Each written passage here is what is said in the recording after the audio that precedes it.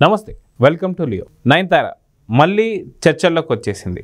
అయితే ఎందుకు ఏంటి అంటే తన గతాన్ని గురించి చెప్పుకుంటూ వచ్చింది. మొత్తానికి నయనతార ఎవరి గురించి ఏమేమి చెప్పింది, నయనతార గురించి ఎవరెవరు ఏమేమి చెప్పారు అనే దానిపై మనతో పాటు సీనియర్ జర్నలిస్ట్ హేమసుందర్ గారు ఉన్నారు. వారిని అడిగి తెలుసుకుందాం. సార్ నమస్తే. నమస్తే అండి. నయనతార ఒక గ్రేట్ హీరోయిన్ అని చెప్పి అనుకోవచ్చు. చాలా కాలంగా అంటే ఎవరికి కూడా ఇంత లాంగ్విటీ అనేది అంత తొందరగా ఎవరికి హీరోయిన్స్కి ఉండదు. అటువంటి నయనతారకి మాత్రం ఇప్పటికీ అంత క్రేజ్ ఉందని చెప్పి చెప్పుకోవచ్చు. మొత్తానికి నయనతార గురించి తన లైఫ్లో ఉన్నటువంటి జరిగినటువంటి కొన్ని సంఘటనల గురించి చర్చించింది. సో ఇప్పుడు అది పూర్తిగా హాట్ టాపిక్ కింద మారింది. మొత్తానికి నయనతార ఎవరి గురించి చెప్పింది, ఇంకా మిగతా కొంతమంది సెలబ్రిటీస్ నయనతార గురించి ఏమేమి చెప్పారంటే ఏం చెప్తారు? ఇప్పుడు లేడీ సూపర్ స్టార్ అనే పేరు కొంతమందికే ఉంది. ఎందుకంటే అమితాబ్ బచ్చన్కి మామూలుగా సూపర్ స్టార్ అనేవాళ్ళు, ఇక లేడీస్కి వచ్చేసరికి విజయశాంతికి లేడీ సూపర్ స్టార్ అనే విజయశాంతి అనేవాళ్ళు. ఆ తర్వాత లేడీ సూపర్ స్టార్ అనే పేరు నయనతారకే వచ్చింది. ఇక మన సావిత్రి గారు ఆ టైంలో జమున గారిని, జయప్రద గారిని, శ్రీదేవిని, జయసుధని వీళ్ళందరి గురించి మనం మాట్లాడుకోదలుచుకోవాలి. వాళ్ళందరూ లెజెండ్స్, వాళ్ళ అనుమానం ఏం లేదు. కాకపోతే ఇప్పుడున్న జనరేషన్లో ఇంతకాలం నటించడం అనేది మామూలు విషయం కాదు. ఇప్పుడు 40 సంవత్సరాల వయసు ఆవిడకి. మొన్న ఆవిడ పుట్టినరోజు టైంలోనే నెట్ఫ్లిక్స్లో ఈ డాక్యుమెంటరీ వచ్చింది. ఈ డాక్యుమెంటరీ అసలు వివాదం స్టార్టింగ్లోనే వివాదం మొదలైంది. అంటే నేనే రౌడీని అనే సినిమా ధనుష్ ప్రొడ్యూసర్గా, విఘ్నేష్ ఇప్పుడు భర్త ఎవరైతే ఉన్నారో విఘ్నేష్ శివన్ దర్శకుడు ఈ సినిమాకి. ఆ సినిమా క్లిప్పింగ్స్ ఆ సందర్భం చెప్పినప్పుడు వాడినప్పుడు 10 కోట్లు ఇమ్మని ధనుష్ డిమాండ్ చేయడం అనేది పెద్ద రచ్చ అయింది ముందు. ఇప్పుడు అది కూడా వైరల్ అవుతున్నాయి. అవి ఆ క్లిప్పింగ్ ధనుష్ ఇమ్మని అనటం అని. అంటే ధనుష్కి ఈవిడికి గొడవలు ఎక్కడెక్కడ జరిగినాయి ఏంటి అనేది అది ఒక పెద్ద టాపిక్. ఆ విషయాన్ని పక్కన పెడితే ఇప్పుడు నెట్ఫ్లిక్స్లో వచ్చిన చాలా వివాదాస్పదమైన అంశాలన్నిటికీ కూడా డాక్యుమెంటరీ కాబట్టి దాదాపు గంటకు పైగా నిడి ఉన్న డాక్యుమెంటరీ ఇది. నెట్ఫ్లిక్స్లో ఇలాంటి చాలా వస్తున్నాయి. అందులో భాగంగా నయనతారది కూడా వచ్చింది. ఇంకా భవిష్యత్తులో కూడా చాలామంది రావచ్చు.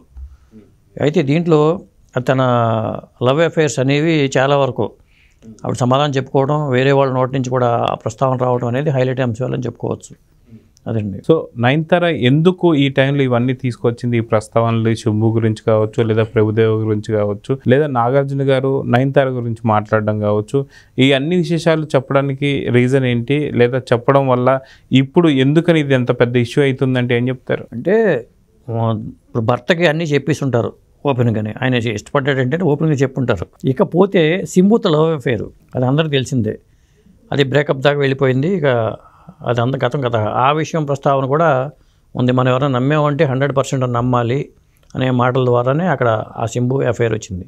ఆ తర్వాత ప్రభుదేవాతో విషయంలో కూడా అది ఆవిడ ఉన్నాయి చెప్పడం తప్పేం కాదని చెప్పడం జరిగింది.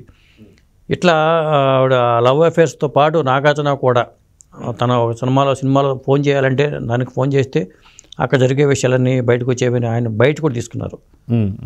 మాకు భయం వేసి, ఈవిడికి ఫోన్ వచ్చినా భయం వేసేది, సెట్లో ఉన్నాడు భయం వేసేది అని చెప్పడం కానీ ఇవన్నీ కూడా అంటే తను స్క్రీన్ నటనకు దూరం అవ్వడానికి కారణాలు కూడా కొన్ని చెప్పింది. కొన్ని సినిమాలో బిగినీలు వేసుకోవడానికి, బిల్లా సినిమాలో బిగినీ వేసుకోవడానికి ఇబ్బంది పడ్డాను, కానీ పాత్ర డిమాండ్ చేయడం అలాంటి చేశానని చెప్పి. అంటే ఏదైనా ఒక బయోపిక్ డాక్యుమెంటరీ చేసినప్పుడు అబద్ధాలు ప్రచారం చేయడం కన్నా ఉన్న విషయాలు చెప్పడమే మంచిది. అది. ఇంకోటి ఏంటంటే నాకు బాగా శ్రీరామరాజ్యంలో సీత పాత్ర బాలకృష్ణ గారితో, అది నాకు నటిగా నాకు అసలు తను పనికిరాదన్న వాళ్ళు ఉన్నారు, సీత పాత్రకి ఈవిడేంటి అన్న ఉన్నవాళ్ళు ఉన్నారు, కానీ నాకు నటిగా నాకు పేరు తెచ్చింది శ్రీరామరాజ్యం సినిమా. అదే అని కూడా ఆవిడ చెప్పింది. అయితే సాధారణంగా చాలా ఏజ్ అయిపోయిన తర్వాత కావచ్చు, లేదా సినిమాలకి పూర్తిగా దూరం వెళ్ళినప్పుడు కావచ్చు, లేదా ఆ యొక్క స్టార్ కానీ ఎవరైనా సరే లేనప్పుడు కావచ్చు, బయోపిక్లు కావచ్చు దాని మీద తీస్తుంటారు. ఇంత త్వరగా ఇంకా నయనతార నటిస్తున్నటువంటి సమయంలో బయోపిక్ తీయాల్సిన అవసరం ఏముంది అంటే ఏం చెప్తారు? అంటే బయోపిక్ సినిమాకి తీయొచ్చాం భవిష్యత్తులో, ఎందుకంటే స్ట్రగుల్ ఉన్నప్పుడే బయోపిక్లు తీస్తారండి. ఇట్లాంటి సినిమా తారల జీవితాలు తెర వెనుక జీవితాలు అని చెప్పి గతంలో పాంచజన్య గారు ఒక బుక్ రాశారు. గతంలో తార సితార ఒక మ్యాగజైన్ వచ్చింది. ఆ మ్యాగజైన్లో కూడా ఒక తార తెర వెనుక కథ అని చెప్పి కల్పిత పాత్రలు పెట్టుకుని సినిమా తారలు రాసేవాళ్ళు. అలాగే ఎన్ఆర్ నంది సినీ జనారణ్యం అని ఒక నవల రాశాడు. సినిమా నటుల జీవితాలు ఎలా ఉంటాయని తప్ప సినీ జనారణ్యం అని రాశాడు. అలాగే రావుల భరద్వాజ గారు పాకుడు రాళ్ళు అని చెప్పి అది పెద్ద నవల. దాంట్లో మంగమ్మ మంజరిగా ఎలా మారింది అనేది, దాంట్లో అది మంగమ్మ పాత్ర సావిత్రిని తీసుకునే రాశారని చెప్పి అంటూ ఉంటారు. అంటే ఒక తారలు తెర వెనుక జీవితాలు ఎలా ఉంటాయన్నా ముఖ్యంగా మహిళలు సినిమా రంగంలో మహిళలు తెర వెనుక చాలా సంఘటనలు జరుగుతూ ఉంటాయి. అవును. ఆ విషయాలన్నీ ఇంట్రెస్టింగ్గా కూడా ఉంటాయి. అలాగే చంద్రశేఖర్ ఆజాద్ అని ఆయన కూడా ఒక చిత్రులలో దీంట్లో నవలు రాశారు. అంటే సినిమా వాళ్ళ జీవితాల్లో చాలా వరకు ఏంటంటే పురుషాధిక్య ప్రపంచం సినిమా అనేది. ఖచ్చితంగా పురుషాధిక్యం అని చెప్పాలి. భానుమతి గారు లాంటి వాళ్ళు డామినేట్ చేశారు, కానీ ఒక దశలో ఆవిడ ఒక ఇండివిజువాలిటీ ఉన్నవాళ్ళు శాసించగలిగిన స్థితిలో ఉన్నప్పుడు శాసించగలిగారు. ఈ రోజులో కూడా సాధ్యం కాదు. ఎంత డామినేటెడ్గా ఉన్నా కానీ మనం మగవాళ్ళ డామినేషనే ఎక్కువగా ఉంది. అదే అండి.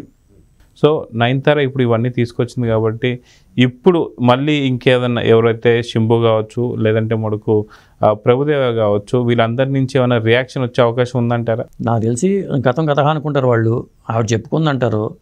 ఇప్పుడు ఏమవుద్దంటే ఈవిడ వెర్షన్లో ఇలా చెప్పుకుంటూ వెళ్తారండి, వాళ్ళ వెర్షన్ వేరేలాగా ఉండొచ్చు.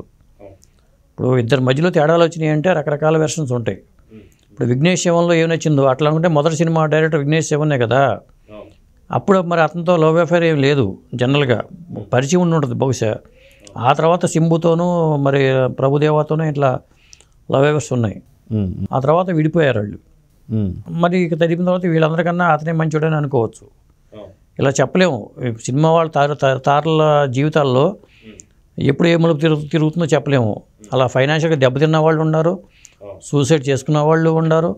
ఇప్పుడు ప్రత్యూష మరణాన్ని తీసుకుంటే నటి ప్రత్యూష మరణం కూడా ఒక మిస్టరీ. మార్లిన్ మన్రో, హాలీవుడ్లో మార్లిన్ మన్రో మరణం ఒక మిస్టరీ. ఫటాఫట్ జయలక్ష్మి మరణం ఒక మిస్టరీ.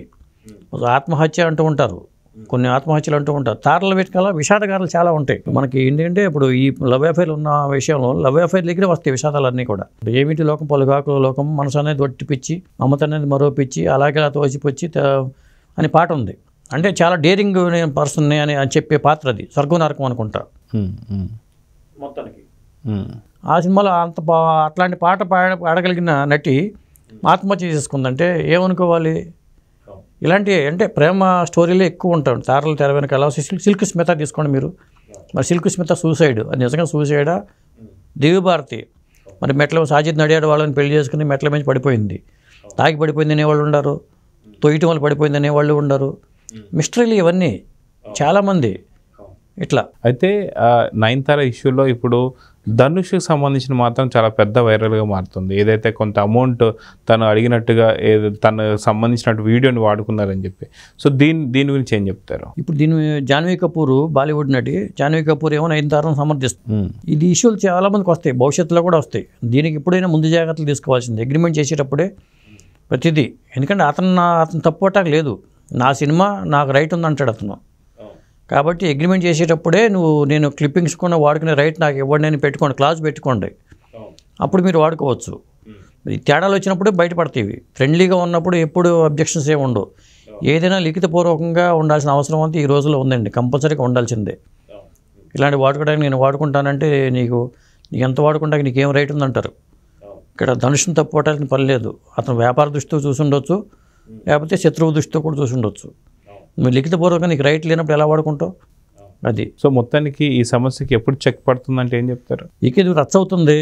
ముందు నెట్ఫ్లిక్స్లో వస్తున్న ఈ నయనతారకు సంబంధించిన డాక్యుమెంటరీ చూసిన వాళ్ళు ఎట్లాగో నెటిజన్లు చాలా తెలివిగా ఉంటారు కాబట్టి దీని మంచైనా చెడైనా ఇవాళ నెటిజన్ల అభిప్రాయాల ప్రకారమే పోవాల్సిందేనండి. ఎందుకంటే లేకపోతే ట్రోల్ చేసేవాళ్ళు ఎక్కువైపోతూ ఉంటారు. అది. సో చూద్దాం సార్, మొత్తానికి ఈ ఇష్యూకి చెక్ పడుతుందా లేదా అనేది కాలమే నిర్ణయించాలి. చూద్దాం ఏం జరుగుతుందా. నమస్తే. నమస్తే.